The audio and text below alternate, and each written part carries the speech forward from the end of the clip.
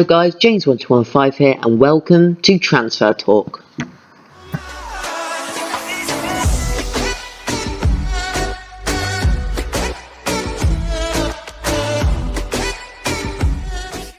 So hello guys, welcome to Transfer Talk, and this is a series where I'll be looking at some of the transfer dealings made in the 2017 summer transfer window, and I'm just going to be talking about them and if I think they'll be successful.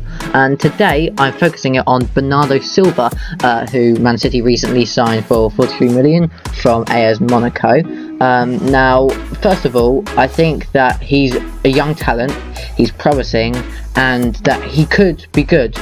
But the problem is that whether he can adapt to City's styles in the Premier League, because we saw Jesus Navas when he came in at City.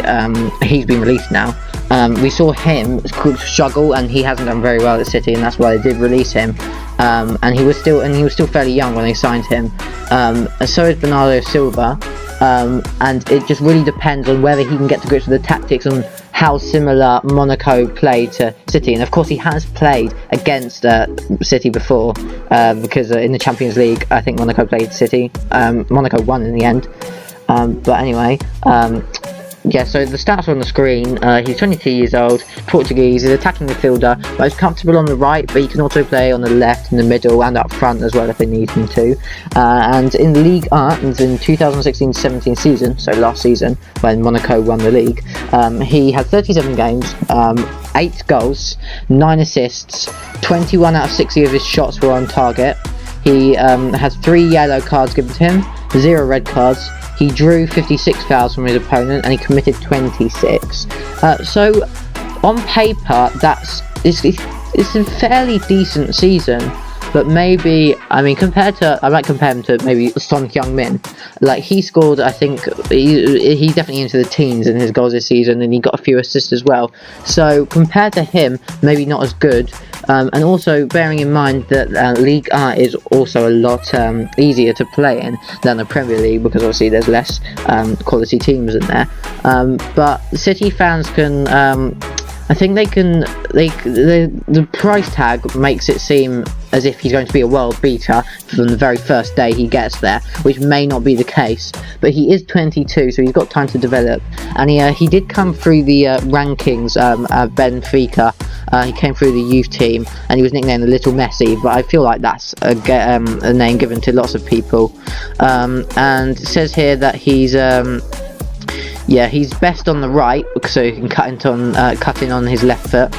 And yeah, I think because Silva's getting old now, he's about 32 or something.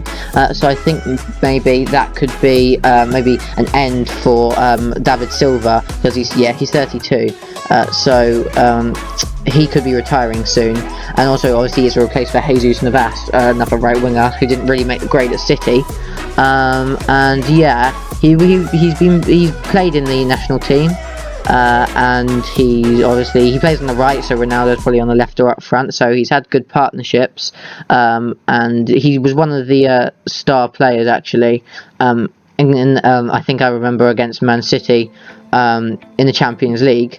And yeah, well, I think to sum it up, I think 43 million is probably quite a lot, but saying that, he is 22 years old, and it all really depends how good he is on whether he can adapt to the tactics of Man City play, and whether he's an instant success, because City fans will want to be seeing that for 43 million. And it's often the case where players come in, often wingers actually, and they can't really do what they do in their leagues, in their previous leagues, in the Premier League. But you've seen people like De Bruyne. I know he's more of a playmaker, attacking midfielder, who took to the Premier League like a fish in water. But it really depends, I think, whether it also depends whether he plays as well, because City make big running signings, use Fabian Delphi for example, and they don't really play them that often. But I have a feeling that he could start on the right with maybe Sterling on the left and De Bruyne in the middle in the Man City midfield. So to kind of sum up, he is quality in League A. Will he be quality in the Premier League? I'm not so sure. We'll have to find out in the next season of the Premier League. And I'm sure City will sign some more players, so it'll be interesting to see who gets a nod in the first team. But that's it for today's transfer talk. Please smash a like if you like this series. And comment down below if there's any other transfers that you want to see me cover. Maybe it's your team and you want to see what I think, whether they will be good. But yeah, make sure you leave a like and subscribe to the channel if you haven't already. And yeah, I guess I'll see you later.